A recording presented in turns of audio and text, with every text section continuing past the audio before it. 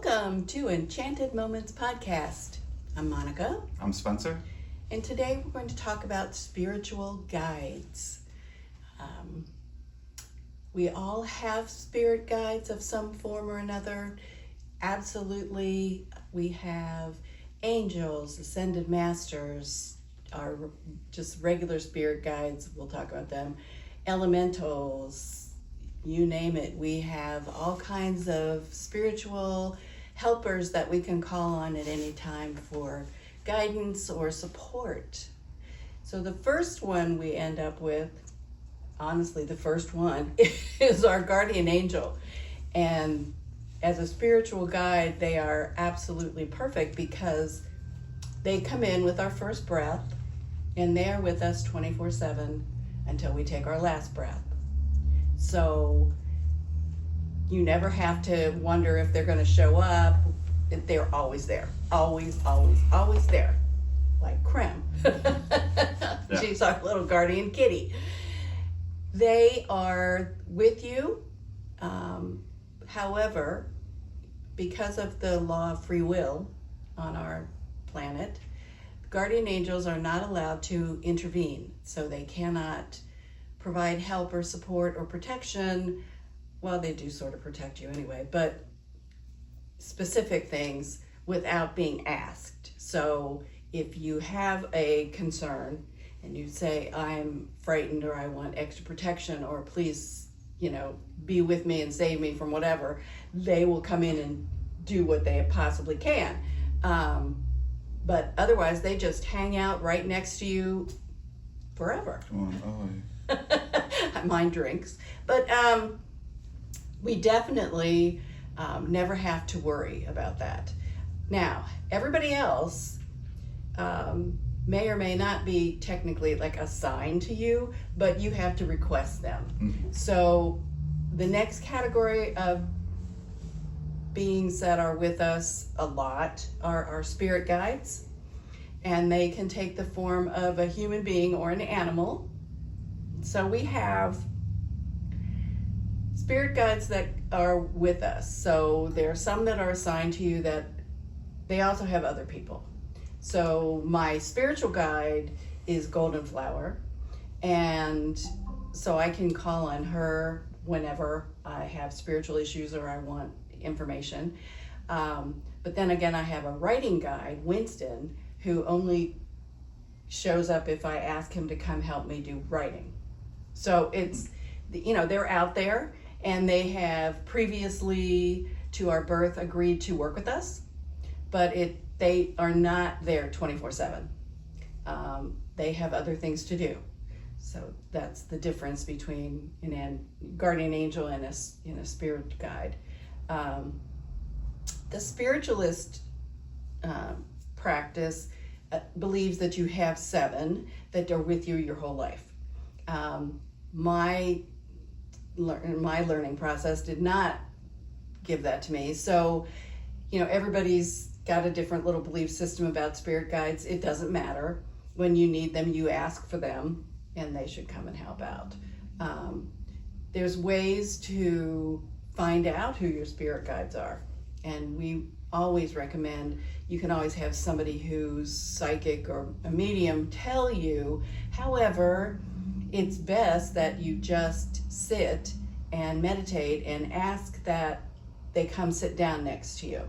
So if you would like to know what spiritual guide is working with you, take a nice quiet moment, get into a meditative state or quiet mind, visualize somebody walking towards you and sitting next to you, and then just talk to them and ask them who they are. It's really not important that you have a correct name for someone. You can just give them a name. It doesn't matter. And as long as they know that that's the name you associate with them, they're going to come and see you anyway. So but there's a bazillion guides, and they're probably someone who you have known in a previous incarnation. They can be family members. It doesn't matter, but you just call on them, ask them for the specific information you're looking for, and wait for your answer. The next round of spiritual helpers are ascended masters, and those are wonderful enlightened beings who have broken out of the reincarnation cycle, so they no longer incarnate on the planet, and they are in a higher spiritual realm than the third dimensional earth. So we can travel to their retreats, we can work with them, they can, provide answers to us, we can channel them, we can do many things with ascended masters. The key is that they are there for higher spiritual learning and development, not should I buy this pretzel or not. You know what I mean? It's like You always go back to the grocery store. Yeah. They don't want to go back to the grocery store. But that's what, just think about that in terms of, I'm wondering about something very deep and spiritual and life-changing. Just not everyday stuff. You don't need them for the everyday stuff. You've got your spirit guides and angels and things that are in the third dimension that are readily available to us. It's very interesting. I tend to interact with ascended masters in dreams. I guess it's astrally traveling. I have never identified exactly what it is, but you can go and be in their retreats and discuss things with them, and it's one of the first things my mother wanted to do when she knew she was going to be crossing over and making her transition was that she wanted to talk to Krishnamurti, who was a Hindu spiritual leader, and I did ask her if she got to, and she said yes. So it's I'm glad she did. But yeah, that's they're just a higher level of spiritually developed entity. And then we go to the other end of the spectrum with elementals. And elementals are, well, wait a minute. Let's talk about animal spirit guides. Animal spirit guides can be animals that have been in your life and show back up to be of some service to you. The other is usually there's an animal that sort of hangs with you your whole life. And if you find yourself drawn to specific animals, like many people are drawn to wolves or horses, again, you can meditate and ask that your animal spirit guide meet with you. Normally what we suggest is that you use the shamanic way of doing that, which is you go to the lower world to find your spirit animal, to talk to them. So instead of visualizing yourself in a sunny park with a bench, visualize going, like opening a tree, door in a tree and going down into the ground, and then you have a space down there that you can talk to, have your spirit animal come and visit you. My first spirit guide experience was with Larry. We were doing a drum circle. He was drumming, and we were going to the lower world, and up pops this salmon out of a pond, with glasses. So do you remember that crazy movie with the fish with the glasses? No. Anyway, The Amazing Mr. Limpet or something. Anyway, it was a Don Knotts. You're too young. Yeah. Anyway, that's what it reminded me of. But anyway, that salmon is my spirit animal. So it's and I do work with them. It's very interesting. But you can have others show up in your life as well. So if you see in a variety of methods, it doesn't have to be like I see it outside 3 times. But if you see a dragonfly, and you see it on National Geographic on TV, and then all of a sudden you see one outside, and then you're looking in a book and there's a dragonfly, the dragonfly is trying to give you a message. Best way to do that is go to a good book and look up what dragonfly has to say, and take that and see if that's meaningful to your life at the time. Many people see butterflies when someone has passed, and they just are letting them know. Cardinals, robins. I see robins. So that is another way. You just know that that's that specific person in spirit who's just letting you know that they're okie dokie. Okay, so animal spirit guides, you don't have to have one specific one for your whole life. You may. When Marlies was tiny, her favorite animal at the zoo was the vulture, and she would stand on one leg and go, vultures. And so we figured that was her spirit animal. And now when she sees one, she actually pays more attention to what's going on, which is pretty hilarious that, anyway. Yeah, so there's always going to be an animal that, you're sort of like or are drawn to, or just you came out liking it like she did. It's really weird because I had aquariums when I was younger. Like I had 15 of them. And I know, and I had all these fish, and I had ribbons for my fish, and I entered them in things. I mean, it was weird, right? Okay. So I was always kind of drawn to fish. So there you go. Okay. Who knows? Then my brother grew pot at them because, Yeah. no one heard that. Anyway, we move on in life, right? Uh-huh. Elementals. Elementals are exactly what they're called, elementals. So they're Mm-hmm. associated with a particular natural part of the earth. So you have sylphs, which are air. Mm-hmm. Then you have undines, which are water. Mm-hmm. But they're water, normally fresh water. Mm-hmm. Does that make sense? Mm-hmm. So rivers, streams, ponds, lakes, Yeah. undines. One of the dryads is associated with large seas, and I can't say their name, but anyway, that's a different saltwater Okay. elemental. I'll have to, someday I'll figure those out. Then you have earth, gnomes. Gnomes are really strong earth elementals, as well are leprechauns and fairies, all associated with earth. So fairies are more associated with gardening, gardens, growing things, as opposed to like a gnome who's associated with being in the earth, being on the earth, being part of the earth. Findhorn Gardens in England, Scotland, Great Britain, there we go, covers it all, were tended by fairies, and nobody ever took care of this garden, and it just grew and was lovely on its own. And I think they lost some of that fairy energy, and it's now cared for, but yeah, it took care of itself. It was just a beautiful fairy spot. But they are really good with things that grow, gardens that grow. I'm not sure if they are good with vegetables. I've never found out. I've looked it up, and no one's ever said. So when they talk gardening, they usually are talking florals or herbs.